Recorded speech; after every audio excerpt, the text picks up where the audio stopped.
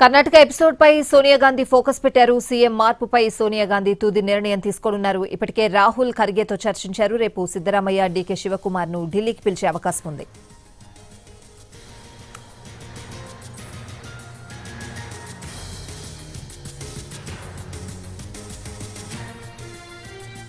Karnataka episode పై Sonia Gandhi focus పెట్టారు. CM మార్పుపై సోనియా గాంధీ తుది నిర్ణయం తీసుకోనున్నారు. ఇప్పటికే రాహుల్ ఖర్గేతో చర్చించారు. రేపు సిద్దరామయ్య, డీకే శివకుమార్ ను ఢిల్లీకి పిలిచే అవకాశం ఉంది.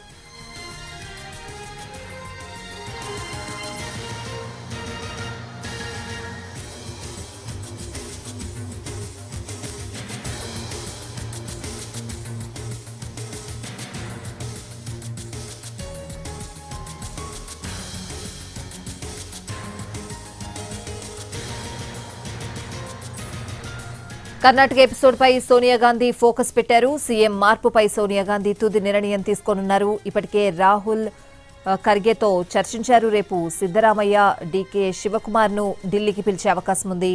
రేపు డీకే శివకుమార్ తో రాహుల్ ఖర్గే సమావేశమయ్యే ఛాన్స్ ఉంది.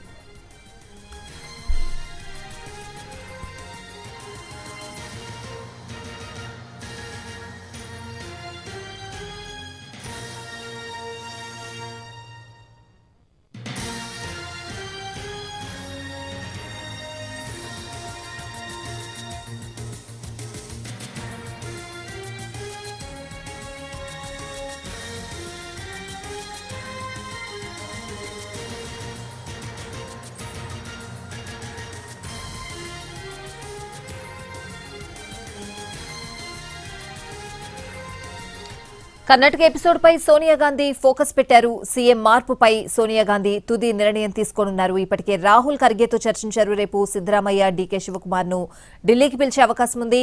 రేపు డీకే శివకుమార్ తో రాహుల్ ఖర్గే సమావేశమయ్యే ఛాన్స్ ఉంది. పూర్తి అప్డేట్స్ అడిగి తెలుసుకుందాం. మా ప్రతినిధి రాజు ఢిల్లీ నుంచి ఫోన్ లైన్ లో అందుబాటులో ఉన్నారు. రాజు, ఏం జరిగే అవకాశం కనిపిస్తోంది? రేపు శివకుమార్ తో ఇరువురు నేతలు కూడా సమావేశమయ్యే అవకాశం ఉన్నట్లు తెలుస్తోంది. స్వాతి, ఇక కర్ణాటకలో ఉన్నటువంటి ఈ పవర్ షేరింగ్ టెన్షన్ కు హైకమాండ్ చెక్ పెట్టేందుకు పూర్తి స్థాయిలో సన్నద్ధమైనట్టుగా తెలుస్తుంది. ఎందుకంటే సోమవారం నుంచి శీతాకాల పార్లమెంట్ సమావేశాలు జరగబోతున్నాయి.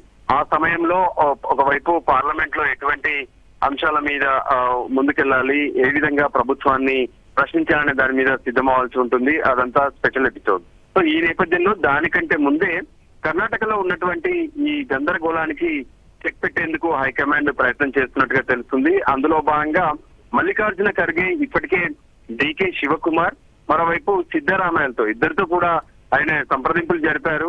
సో ఫైనల్ నిర్ణయం అనేది, అంటే తుది నిర్ణయం అనేది ఒక పార్టీలో కీలకంగా వ్యవహరించేటటువంటి సోనియా గాంధీ తీసుకుంటారు అనే విషయాన్ని కూడా స్పష్టం చేశారు. అయితే దీనిపైన రాహుల్ గాంధీ కూడా తన అభిప్రాయాలను సోనియా గాంధీకి తెలియజేసినట్టుగా తెలుస్తుంది. గతంలో ఎప్పుడైతే 2023లో కర్ణాటకలో కాంగ్రెస్ అధికారంలోకి వచ్చిన రోజునే ఇటు తనకే ముఖ్యమంత్రి చేయాలని చెప్పి డీకే శివకుమార్ డిమాండ్ చేసినప్పటికీ కూడా అప్పటికే అక్కడ ఉన్నటువంటి సామాజిక సమీకరణాలు, దాంతో పాటు ఎక్స్పీరియన్స్ ను కూడా పరిగణలోకి తీసుకొని సిద్దరామయ్యకే ముఖ్యమంత్రి పదవి అవకాశం ఇచ్చారు. కానీ ఆ సమయంలోనే 2.5 ఏళ్ల తర్వాత ఖచ్చితంగా డీకే శివకుమార్ కు ఈ అవకాశం ఇస్తాము, ముఖ్యమంత్రిని చేస్తామనే హామీని కూడా ఇచ్చారు. సో దాని పైనే ఇప్పుడు డీకే శివకుమార్ పదే తను తెరపైకి తీసుకొస్తున్నటువంటి అంశం అంటే 2.5 ఏళ్లు పూర్తయింది. సో ఖచ్చితంగా ఇక పదవి అనేది, ముఖ్యమంత్రి పదవి తనకి ఇవ్వాలని చెప్పి ఆయన డిమాండ్ చేస్తున్నారు. ఈ విషయంలో రాష్ట్రంలో ఉన్నటువంటి మంత్రులు గ్రూపులుగా మారిపోయారు, ఎమ్మెల్యేలు గ్రూపులుగా మారిపోయారు. తమ వాళ్ళే ముఖ్యమంత్రిగా కొనసాగుతారు సిద్దరామయ్య అంటూ ఒకవైపు ఆయన వర్గం స్పష్టం చేస్తుంటే, మరోవైపు డీకే శివకుమార్ ముఖ్యమంత్రి కావాలంటూ డిమాండ్ కూడా చేస్తున్నటువంటి పరిస్థితులు కనిపిస్తున్నాయి. ఈ నేపథ్యంలోనే ఇక ఈ అంశానికి త్వరితగతిన చెక్ పెట్టాలని హైకమాండ్ ఆలోచించింది. అందులో భాగంగానే ఇప్పటికే రాహుల్ గాంధీ, ఖర్గేలు ప్రత్యేకంగా ఈ అంశంలో చర్చించినట్టుగా తెలుస్తుంది. ఇక రేపు ఎల్లుండో వాళ్ళిద్దరిని, అంటే డీకే శివకుమార్ ను సిద్దరామయ్య ఇద్దరిని కూడా ఢిల్లీకి పిలిచి ఈ అంశంలో ఏ విధంగా చెక్ పెట్టాలనే దాని మీద ఒక కీలక నిర్ణయం తీసుకోబోతున్నారు. సో ఇప్పుడు సర్వత్రా ఒకటే టెన్షన్, అంటే సిద్దరామయ్యనే ముఖ్యమంత్రిగా కొనసాగుతారా, లేదంటే కర్ణాటకకు మళ్ళీ కొత్త సీఎం గా డీకే శివకుమార్ రాబోతున్నారనే దాని విషయంలో హైకమాండ్ రేపు లేదా ఎల్లుండి ఫైనల్ గా ఒక తుది నిర్ణయం తీసుకునే అవకాశం కనిపిస్తుంది. Swathi. Right Raju, thanks for the updates.